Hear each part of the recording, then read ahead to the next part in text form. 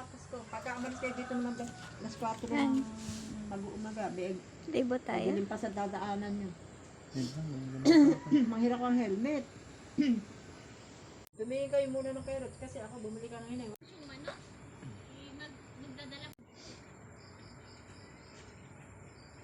Ala. Basta ka daw, bigay mo sa kanila. Kasi siya din sila nakakaalam.